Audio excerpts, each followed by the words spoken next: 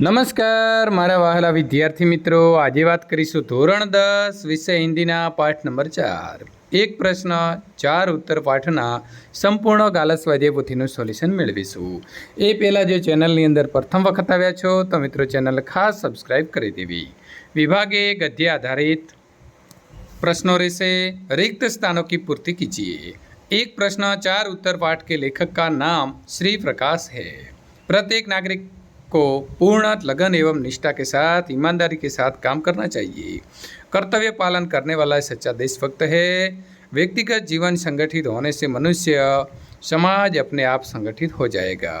तुम लोग जिम्मेदारी नहीं समझते, ये वाक्य वृद्ध सरकारी कर्मचारी ने कहा।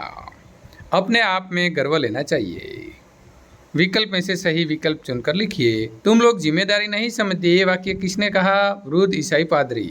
बी, तुम लोगों में उदारता नहीं है, ये वाक्य किसका है? वृद्ध सरकारी कर्मचारी। प्रत्येक नागरिक को पूर्ण लगन एवं निष्ठा के साथ से कार्य करना चाहिए, ईमानदारी से। वृद्ध ईसाई पादरी ने कहा, तुम लोग अपने काम में गर्व नहीं लेते। भगवान की मूर्ति की स्थापना करने के बाद उनके कहे अनुसार चलना चाहिए। सही वाक्यांश चुनकर निम्नलिखित विधान पूर्ण कीजिए। ईसाई पादरी के अनुसार हम लोग अपने काम में गर्व नहीं लेते। वृद्ध सरकारी कर्मचारी के अनुसार हम लोग अपनी जिम्मेदारी नहीं समझते। नंबर 3, वृद्ध स्त्री के अनुसार भारत के लोग दूसरों को आगे नहीं बढ़ाते। निम्नलिखित प्रश्नों के उत्तर एक एक वाक्य में लिखिए। लेखक के पहले मित्र कौन थे? तो लेखक के पहले मित्र वृद्ध ईसाई पादरी थे। विदेशी महिला ने देश की अवनति का क्या कारण बताया? तो विदेशी महिला ने ये कहा कि गुणी व्यक्ति नवयुवकों को अपनी योग्यता दिखाने का अवसर नहीं देते। नंबर 3, ईसाई पादरी ने लेखक के प्रश्न का क्या उत्तर दिया? तो ईसाई पादरी ने कहा कि यहाँ के लोगों की कथनी और करनी में बहुत फर्क है और तुम लोग अपने काम में गर्व नहीं लेते। नंबर 4, वृद्ध सरकारी कर्मचारी ने भारत के लोगों के बारे में क्या कहा? तो देश के उन्नति न करने का कारण यहाँ के लोगों की अपनी जिम्मेदारी न समझना है। नंबर 5, तीसरी व्यक्ति ने लेखक के प्रश्न के उत्तर में भारतीय को क्या कहा? तो उनके अनुसार देश के उन्नति ने न करने का कारण यहाँ के लोगों का आलसी होना कहा। नंबर 6, लेखक को किस बात की खपत है? तो लेखक को खपत है इस बात की है कि जब वे किसी से मित्रता कर लेते हैं, उसे सहृदय पाकर वे पूछ लेते हैं कि हमारा देश उन्नति क्यों नहीं कर रहा है। नंबर 7, कुटुंब व्यवस्था किस प्रकार नष्ट हो गई? तो हमारे देश में लोग खुद आगे रहना चाहते हैं, किसी को आगे नहीं बढ़ने देना चाहते। इस प्रकार उदारता का अभाव होने से कुटुंब व्यवस्था नष्ट हो गई। नंबर 8, हम किसकी जय जयकार करते हैं? तो हमारे देश को बड़े बड़े नेता हो गए हैं, हम उनकी मूर्ति की स्थापना करके उनका जय जयकार करते हैं। नंबर 9, सच्चा देशभक्त कौन है? जो अपना कर्तव्य ठीक प्रकार से करता है वो सच्चा देशभक्त है। निम्नलिखित प्रश्नों के उत्तर 2-3 वाक्य में लिखिए। हमारे देश में किस प्रकार जागृति आ सकती है? हमारे देश के लोग अपने काम में गर्व नहीं लेते हैं, उसके अलावा वे अपनी जिम्मेदारी भी नहीं समझते। यहाँ के लोग श्रम का महत्व नहीं पहचानते और स्वयं मेहनत करने से परहेज करते हैं। गुणी और जानकार लोगों में उदारता नहीं है, वे अपनी विद्या दूसरों को बताना नहीं चाहते। यदि इन बुराइयों को दूर कर दिया जाए तो हमारा देश में जागृति आ सकती है। नंबर 2, मनुष्य समाज को संगठित करने के लिए हमें क्या करना चाहिए? मनुष्य समाज को संगठित करने के लिए हमें अपने नेताओं द्वारा बताए हुए मार्ग पर चलना चाहिए और उनके आदेशों के अनुसार अपने जीवन का संगठन करना चाहिए।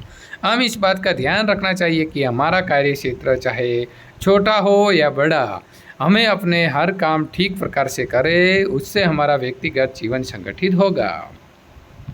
4-5 वाक्य में उत्तर लिखिए। ईसाई पादरी ने लेखक के प्रश्न का उत्तर किस प्रकार दिया? तो ईसाई पादरी लेखक के विदेशी मित्र थे।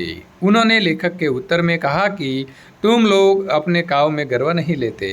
उन्होंने अपनी बात को स्पष्ट करते हुए कहा कि यहाँ के लोगों की कथनी और करने में बहुत फर्क होता है।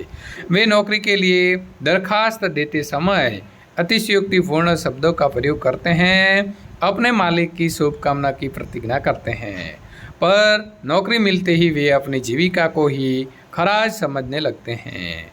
वे अपने अन्य साथियों के साथ मिलकर काम खराब करने के लिए षड्यंत्र रचते हैं और मालिक का हैरान कर लेते हैं। अन्य देशों में लोग साधारण शब्द में नौकरी के लिए दरखास्त देते हैं।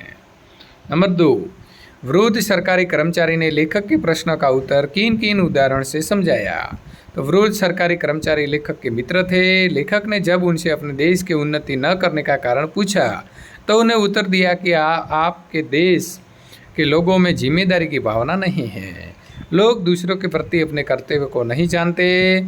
लिए गए फल को पूरा करने का गुण लोग भूल गए हैं। इसीलिए किसी को ये विश्वास नहीं होता कि मेहमान समय पर जाने से खाना मिल जाएगा। गृहस्थ को ये विश्वास नहीं होता कि धोबी और दर्जी को ये विश्वास नहीं होता कि उन्हें समय पर दाम मिल जाएंगे। रेलगाड़ी से यात्रा करने वाले को विश्वास नहीं होता कि पहले से बैठे यात्री उसे स्थान देंगे, और पहले से बैठे यात्री को ये विश्वास नहीं होता कि आने वाला यात्रियों पर व्यर्थ का शोर नहीं मचाएंगे। नंबर 3, एक बड़ी वृद्धा स्त्री ने प्रश्न का उत्तर किस प्रकार दिया।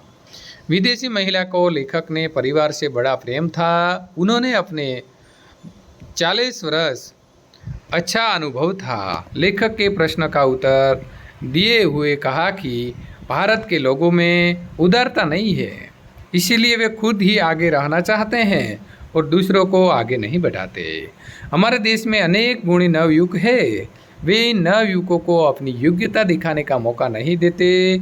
वे अपने गुण दूसरों को नहीं सिखाते और मरने के बाद उनका गुण व्यर्थ हो जाता है। अंत तक पिता पुत्र को घर का काम नहीं बताता। इसके कारण अनेक कुटुंब नष्ट हो गए हैं। देश में भी ये हालत है। बड़ा छोटों को काम नहीं सिखाते, उसका परिणाम ये हुआ है।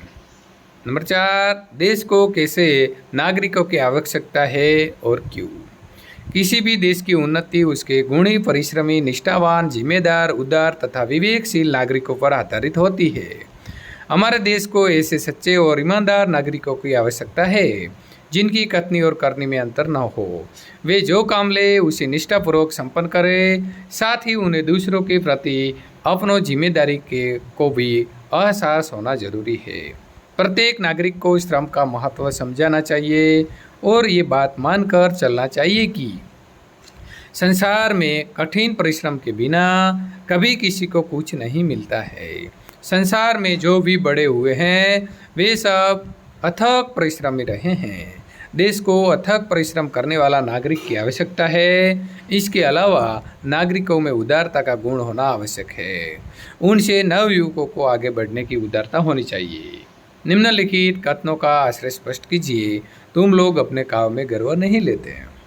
हमारे देश के लोग अपने काम में गर्व नहीं लेते हैं। उसके अलावा वे अपनी जिम्मेदारी भी नहीं समझते। यहाँ के लोग श्रम का महत्व नहीं पहचानते और स्वयं मेहनत करने से परहेज करते हैं। गुणी और जानकार लोगों में उदारता नहीं है। वे अपनी विद्या दूसरों को बताना नहीं चाहते। यदि इन बुराइयों को दूर किया जाए तो अब हमारे देश में जागृति आ सकती है। नंबर 2, तुम लोग जिम्मेदारी नहीं समझते। पूर्व सरकारी कर्मचारी के अनुसार अपनी जिम्मेदारी न समझने के कारण लोग में अविश्वास की भावना कहर कर गई है। किसी को ये विश्वास नहीं रह गया है कि इसका काम समय पर होगा अथवा काम करने का उसे समय पर मेहताना मिल पाएगा। किसी को किसी के व्यवहार के बारे में विश्वास नहीं है। हर व्यक्ति अपनी अपनी सुविधा दिखाता है, दूसरों को कष्ट की किसी को परवाह नहीं है। तुम लोगों में उदारता नहीं है। ये उदारता शब्द का आश्रय किसी के आगे बढ़ने देने, किसी को अपनी योग्यता दिखलाने का मौका देने, किसी को विकास का मार्ग अवरोध न करने, अपने विशिष्ट विद्या अपने जीते जी दूसरों को दे जाने तथा जरूरतमंद को काम सिखाने आदि के बारे में उदार दृष्टिकोण रखने से है। हमारे देश के लोग में ये उदारता नहीं होती। वे दूसरों को आगे नहीं बढ़ने देते, स्वयं ही आगे रहना चाहते हैं। गुणी नवयुवकों को अपनी योग्यता दिखाने का अवसर नहीं देते। वे अपनी विद्या भी किसी को नहीं सिखाते और वो उनके साथ ही खत्म हो जाती है। उससे देश और समाज का नुकसान होता है और लोगों को उपयुक्त अवसर पाने से वंचित रह जाना पड़ता है। अब देखेंगे विभाग सी व्याकरण आधारित प्रश्न है। शब्द समूह के लिए एक शब्द लिखिए।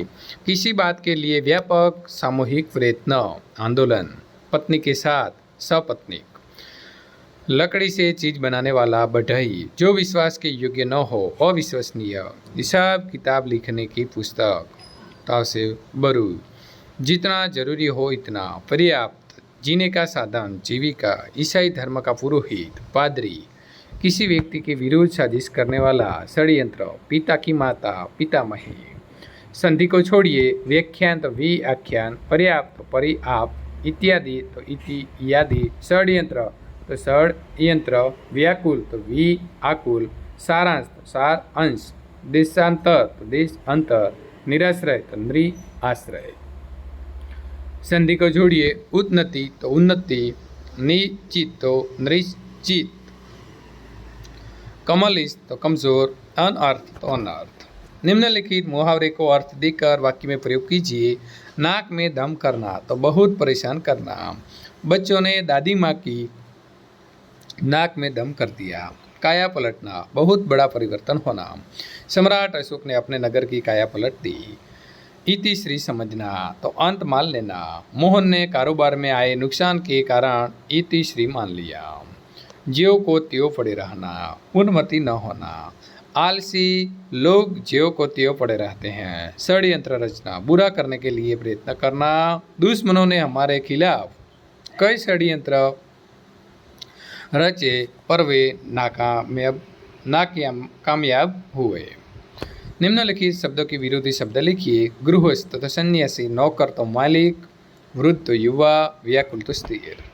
पर्यायवाची शब्द लिखिए। संकोच तो शर्म, बाध्य तो विवश, सत्कार तो सम्मान, दासता तो गुलामी, अस्पृश्य तो अछूत और स्वत तो स्वयं। निम्नलिखित शब्दों की भाववाचक संज्ञा लिखिए। अपना तो अपनापन, योग्य तो योग्यता, ईमानदार तो ईमानदारी, उन्नत तो उन्नति, दास तो दासी, जिम्मेदार तो जिम्मेदारी। उदार तो उदारता, आवश्यक तो आवश्यकता, चाहना तो चाह, मेजबान तो मेजबानी।